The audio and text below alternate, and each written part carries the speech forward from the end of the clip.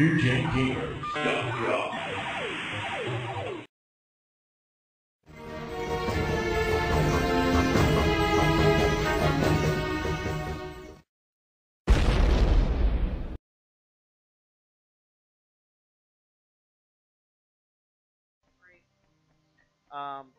Also, you mentioned they had weather patterns.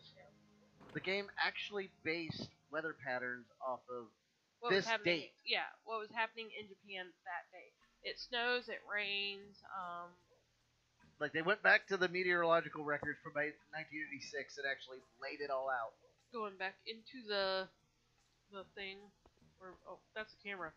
Your or the buttons.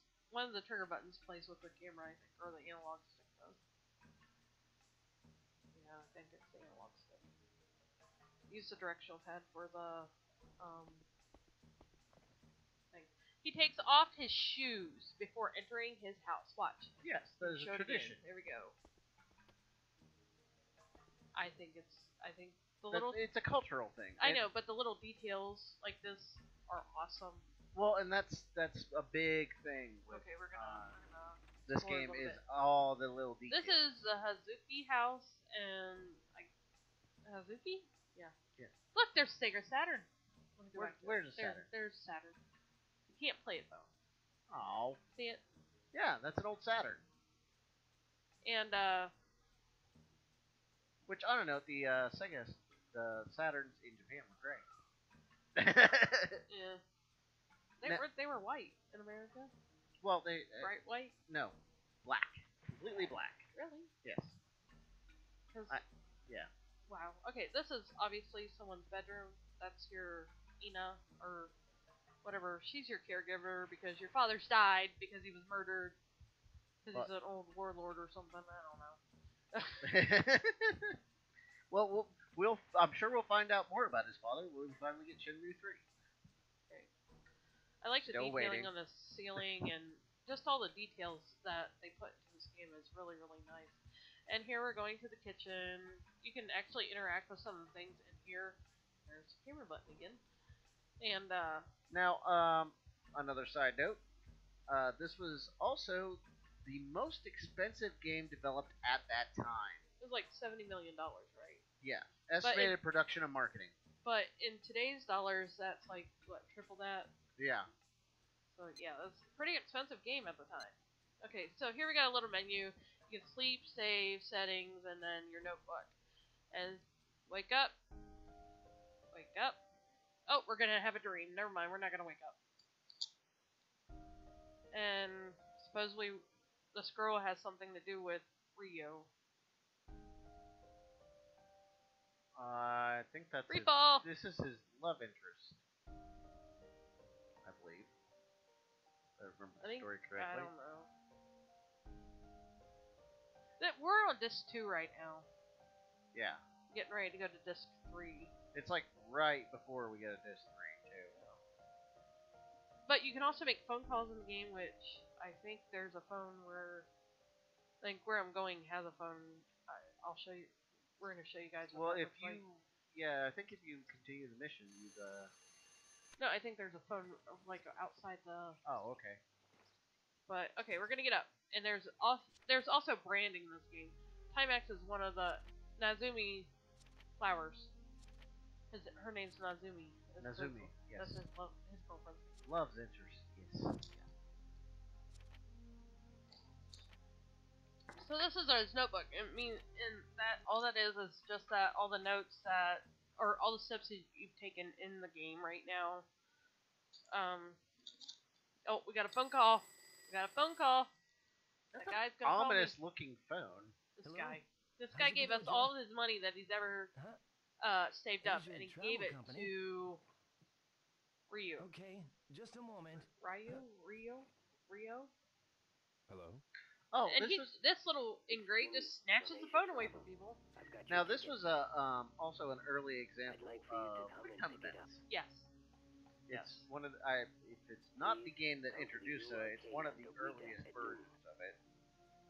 Please come to the U Arcade. Hey, we're gonna get to go to an What arcade. was that phone call Hey. Ryo-san, what was The that ticket. phone call The about? phone call. None of your business. Oh, I see. Now you I'm can, going out. if I remember correctly, you can Oh, play actual okay. games in the. Yes, they have. This is one of those that actually They sneaks a game in. Yes, no, they have multiple games. They sneak like 6 games in the arcade. Okay.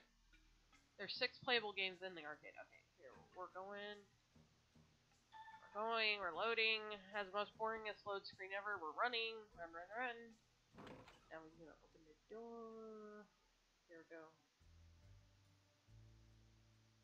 Another load screen. What time are we supposed to meet them up with? Beat 'em up. No, what time are we supposed to meet up with our ticket holder? Noon. And there's a kitty. There's another kitty back there. Where's the kitty? And we're running. But the game really paid a lot of attention to detail. The controls were somewhat smooth. A little more detail on the development of it is this game was originally supposed to be a Virtua Fighter spin-off. Okay. Like a Virtua Fighter RPG. Here we see an example of a store. There's a vending machine. And it was supposed to out. be the character Akira from Virtua Fighter, who was going to be Nope, not that way. Gotta go the other way. And we're running again. So I mean And here's your screen. Your controls: X is notebook, Y is items, and you got run, walk, stop, analog 6 look, and zoom. R2 I think zoom. Yeah, we're just gonna look up. I mean, eventually they ended up dropping the whole fighting part of it. The Virtua Fighter aspect of it, the story piece, but they wanted to keep the fighting aspect of it. Yeah, the fighting is very very similar to Virtua Fighter. Yeah. Because they kept those mechanics in the game. I mean, they obviously didn't make the combos quite so deep, but.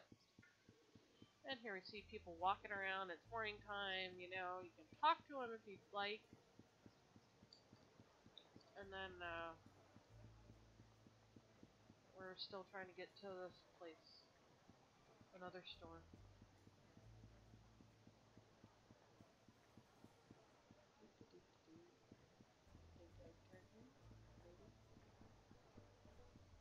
There's a store. Santa Claus. What? Santa Claus is back there. Right, it's Christmas time. Yes, it's around Christmas time in this game.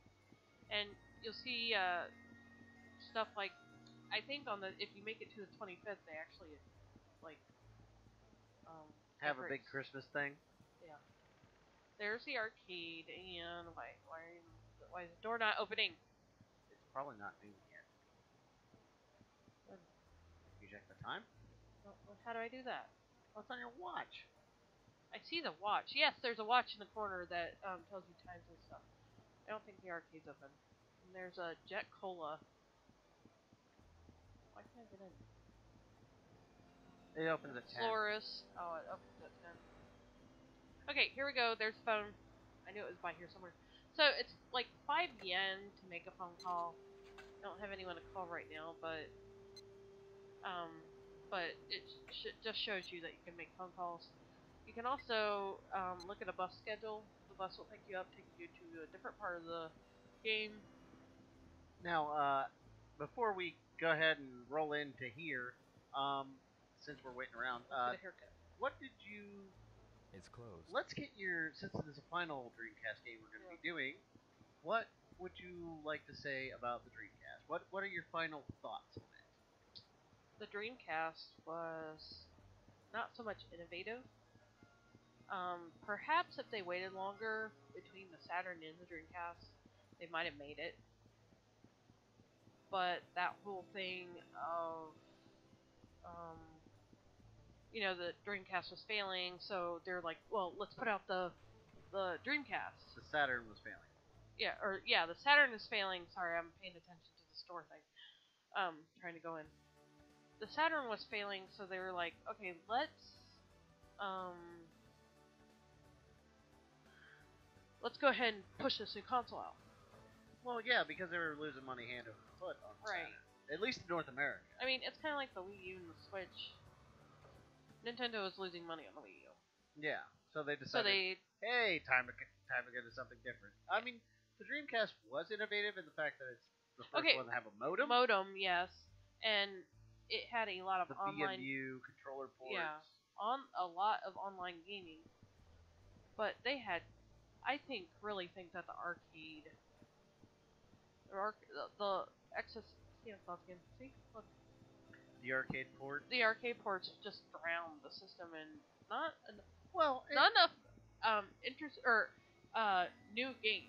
Well, yes, something to and think yes, about is Sega was known for its arcade games, and Yeah. they've been doing that since the beginning. So I I, still can't I get in. suppose Sega having arcade ports isn't really all that surprising. No, but I mean, I may rag on the system. I may say, Ulala's a whore, and I may call Astaroth and Soul Calibur Astaroth, but I dearly love this system.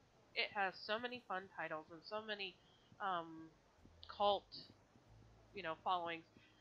The fact that you can still play Phantasy Star Online to this day is amazing. Yeah, there's a lot of the online games on the Dreamcast that have gone back online by people figuring out a way to do it. So you remembered. It's kind of from Jupiter's jackets. not. That's a nice jacket. It's how about wearing one had a of these way of sometime? No, kind of thanks. sinking I in have with this. people. Like I know I my see. first You're a experience with particular Dreamcast guy, is huh? I fell in love with it in 2000. Alright. A neighbor of mine had Soul Calibur. We were over there all the time, and I would go over his house every day, and just when we were hanging out, it's like, hey, you happen to be playing Soul Calibur today? Well, in the past 2 years, I played, or in the past 7 years, I have played this more with you. Yeah. Than ever. I had played the Dreamcast occasionally. I wasn't a heavy user, but when we got together, that's when you're like, hey, let me show you these fun games. Because I guess the games that we got, or we had, just weren't good ones. Yeah.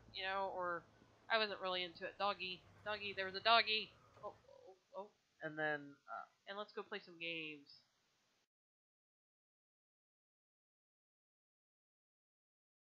My name is Ryo Hazuki.